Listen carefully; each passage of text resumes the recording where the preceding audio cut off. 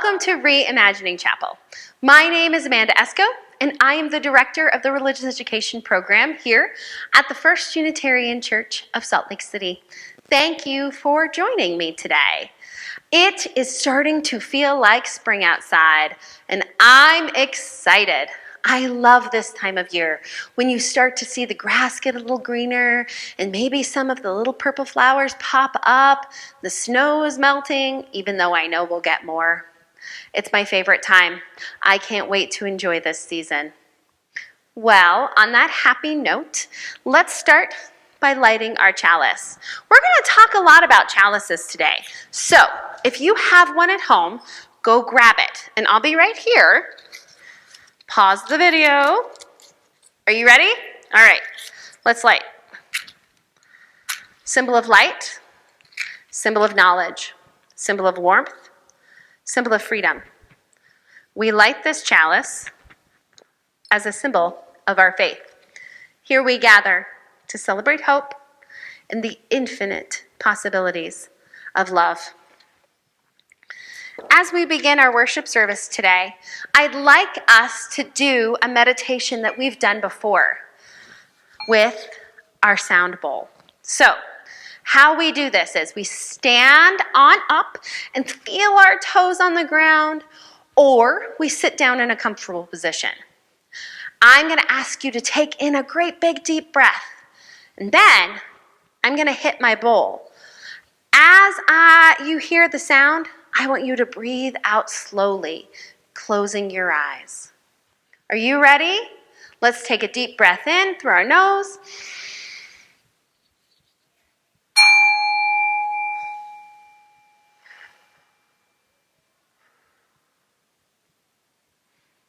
Let's do that one more time. Deep breath in through our nose.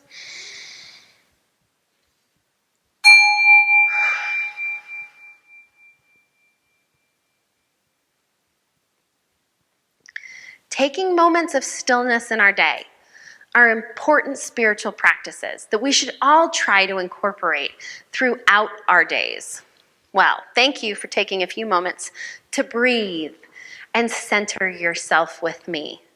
Now, next week, we won't have a Reimagining Chapel on YouTube or Zoom. Do you know why? It is our Celebration Sunday worship service. On March 7th, we will have Celebration Sunday to celebrate our community and our growth in the community. Please, please join us. It will be on Zoom, and you can find all of that information in the Torch or our RE newsletter. We're excited for this Zoom event and this Zoom worship service, so please plan on joining us on that day. All right, it's one of my favorite times of Reimagining Chapel, our time to share our joys and concerns with the people that love us the most, our family and our friends that are there with us. So something that's been a joy for me is that the vaccine rollout is really coming along. A lot more people are getting vaccinated. The faster we get people vaccinated, the faster we can get back to some kind of new normal. And that gives me a lot of joy and a lot of hope in this spring season.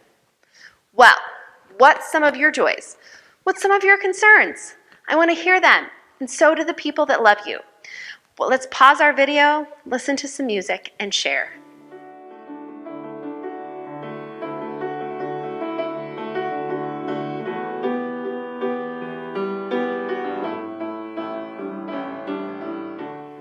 Thank you for sharing your joys and concerns with the people that love you. They want to hear from you. They want to hear what's going well and what's not. So thanks for sharing. All right, I have a UU of the week that I adore, and I can't wait for you to hear them. They were a Universalist minister in the South who was really trying to change their community.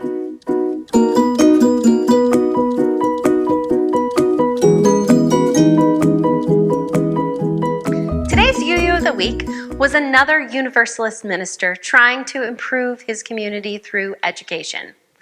Joseph Fletcher Jordan was born into slavery in 1863 to Mary Ann Jordan in Gates County, North Carolina. Joseph was raised with his mother and 3 siblings. He was an inquisitive child, always wanting to learn more about the world around him. At the age of 9, he decided to go to school on his own. His mother, after suffering a lifetime of physical and sexual abuse under slavery, was deeply concerned about Joseph's safety, though. You see, receiving an education at that point was dangerous for a person of color, and especially a slave or a former slave. It could mean that they might be physically assaulted. In order to protect him, she sent him away to go live with an elderly woman to be her helper. Now, Joseph, always wanting to be helpful, learned to lay brick and plaster in homes, and then became a custodian for a white Methodist church. His job required him to attend a church. He decided to attend an African Methodist Episcopal church, otherwise known as an AME church, but never felt at home with their theology. Joseph didn't accept the idea of a God that was only interested in punishment and hell. That didn't make sense to him. With the end of the Civil War and increased access to educational opportunities, Joseph was finally able to attend school, and he graduated in 1885 at the age of 22. He married, and they had 2 children. Despite his misgivings, Joseph became ordained as an AME minister and began working at the AME Zion Church in Wilson, North Carolina. He continued his education and received a Doctor of Divinity degree from Barrett's College. Take a second to ponder how hard Joseph must have worked. He began his life as an enslaved child whose mother was afraid of him receiving any education at all, to receiving a doctoral degree. Unfortunately, his wife died, leaving him with 2 small children. Soon after, though, love found him again, and Joseph was introduced and later married Mary Davis. Mary Davis was a gentle-spirited woman who was strong in her convictions. They went on to have 2 little girls, Annie Bazell Jordan, a former UU of the Week, and Martha Jordan. While ministering at the AME church, Joseph still had considerable problems with the theology. A friend from New York sent Joseph a copy of the book, Key to Truth. It was written by Universalist minister E.H. Lake. The book rejected the idea of God as a punisher, but placed God as a center of love for all humanity. This image of God spoke to both Joseph and Mary. He left the AME church, but unable to find a Universalist church, he took a halfway step and sought a ministerial position at a Presbyterian church.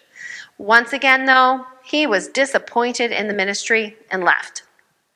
The family moved to Durham, North Carolina, and Joseph began studying the law, passed the bar exam, and began a legal practice.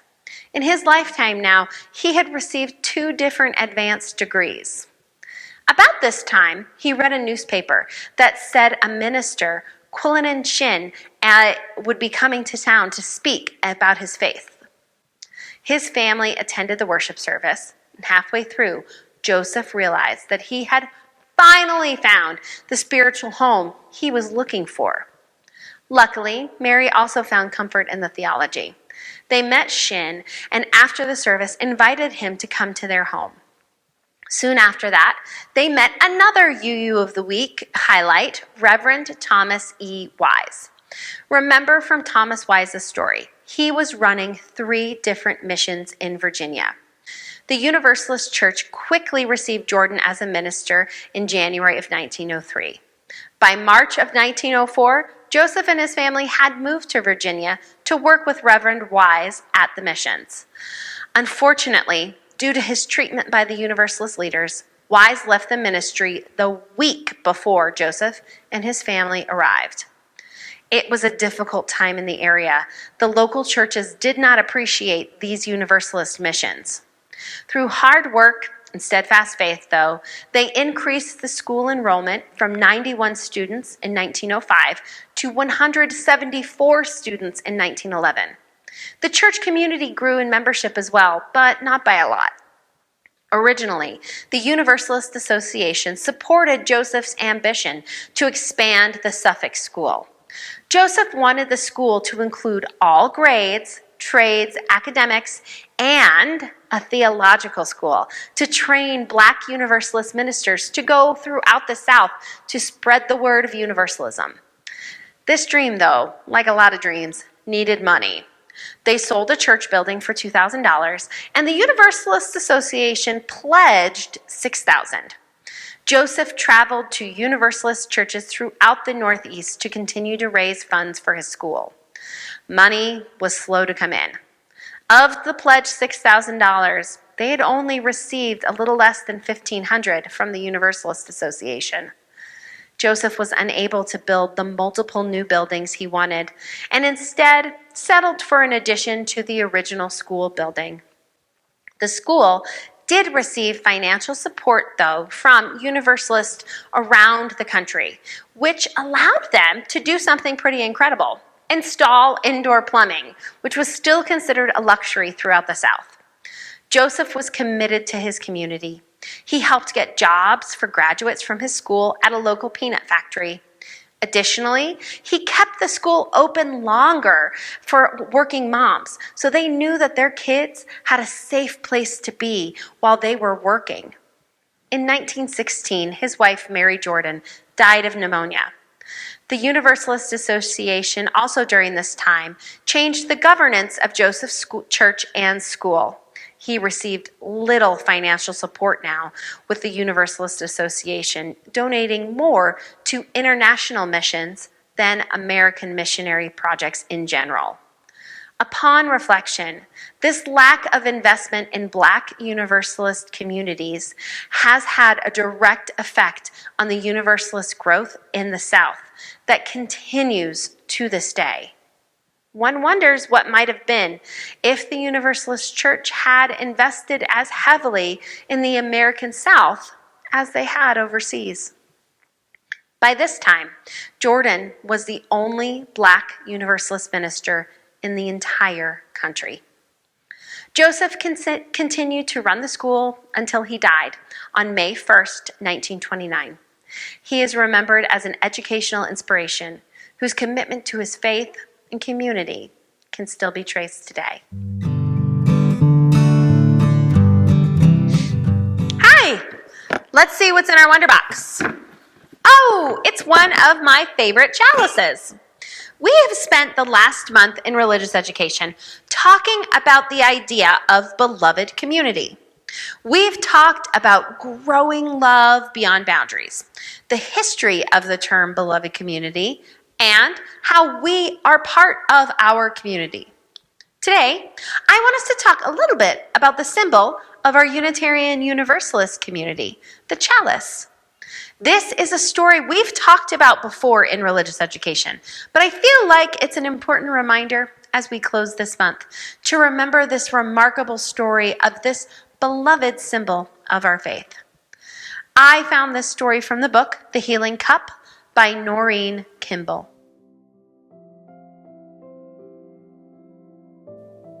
Many Unitarian Universalist churches and fellowships start their worship service on Sunday morning by lighting a flame inside of a chalice.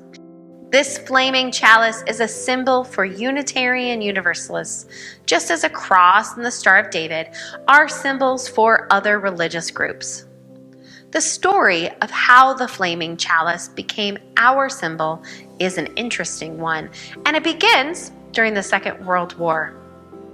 During that war, a lot of people living in Eastern Europe, mostly Jewish people, but also Unitarians and others, were in danger of being put in prison or killed by Nazis. A group of Unitarians came together in Boston, Massachusetts to form the Unitarian Service Committee, and their plan was to help people in danger from the Nazis. The director of the service committee was the Unitarian minister, Charles Joy. Reverend Joy had an office in Portugal so that he could be near the people that he wanted to help. He was in charge of a whole secret group of agents and messengers who worked hard trying to find safe routes for people to escape from the Nazis. Reverend Joy and his assistants often needed to ask the government and other local organizations for help to save people who were in real danger. They would send messages or letters to anyone in government who might give them money or transportation or even a new safe route. Because they were a new organization, though, not very many people had heard of them. This made it all the much harder for Reverend Joy and the people in the Unitarian Service Committee to get their needs met so that they could help the people. In those days, during the war, when danger was at its highest, lots of people were running away from their own countries. Often, people who were escaping and people who were helping didn't speak the same language. Reverend Joy decided it would be much better if the service committee had an official symbol or picture to help identify its members. With a picture or symbol, it wouldn't matter if people couldn't read the language. It looked like Reverend Joy would need help from none other than an artist. He went to a very talented man named Hans Deutsch for help. Deutsch had escaped from the Nazis in Paris, France, where he was in danger himself because he drew cartoons showing people how evil the Nazis were. Reverend Joy asked Deutsch to create a symbol to print on service committee papers to make them look more important. He wanted the symbol to impress governments and police who had power to help move people to safety. For his drawing, Deutsch borrowed from an old symbol of strength and freedom from Czechoslovakia, a chalice with a picture of a flame. Reverend Joy wrote to his friends in Boston that the new symbol seemed to show the real spirit of the Unitarian religion. It showed a chalice or a cup that was used to give healing drink to others. And it also showed a flame on top of the chalice because a flame was often used to represent a spirit of helpfulness and sacrifice. And so the flaming chalice became the official symbol of the Unitarian Service Committee. Many years later, the flaming chalice became the symbol of the Unitarian Universalist Association and groups all over the world. By the early 1970s, enough Unitarian Universalists had heard of the story of the flaming chalice and that they began to light a chalice at the beginning of their own worship services. Over the years, this practice has become a tradition in most congregations and is spread throughout the United States and Canada. What does it mean to have a symbol like this, though? Well, one thing it means is that wherever you see a flaming chalice, you know that there are Unitarians and Universalists there. Having a symbol also can remind you of what's most important to you. And sometimes a reminder can make a very, very big difference. One very old woman told the committee about how the flaming chalice of her homeland, Czechoslovakia, helped her while she was in a Nazi prison camp. You see, she saw the flaming chalice printed on a picture and the motto, which means in English, truth overcomes or truth prevails. Every single morning in that terrible camp, the old woman said she traced a picture of a flaming chalice in the sand with her finger. Then she wrote the motto underneath it. It gave me the strength to live each day. She said whenever she drew the chalice in the dirt, she was reminded that someday the world would remember the important truth that every single person is important and should be free to think and believe as they choose. When we see people light the chalice at the beginning of our worship service each week, we can enjoy it because it's a lovely ritual. But we also need to remember the story of the flaming chalice and the strength that it has given people for hundreds of years. We use it to let other Unitarian Universalists know that we believe in helping others as well as ourselves, that we believe in a world that is bigger than just what we can see. Our chalice, when we light it each week, is a reminder to me of how special our community is, that we are committed to equity and justice for all people, regardless of your background. And that feels very important in a world very divided right now. However you light the chalice this week, remember the story, remember its strength, we can all find courage within it. Thank you for joining me for Reimagining Chapel. To find out more information about the First Unitarian Church of Salt Lake City, please visit us at slcuu.org. But until next time, let's heart out. One, each person is important. Two, be kind in all you do. Three, help each other.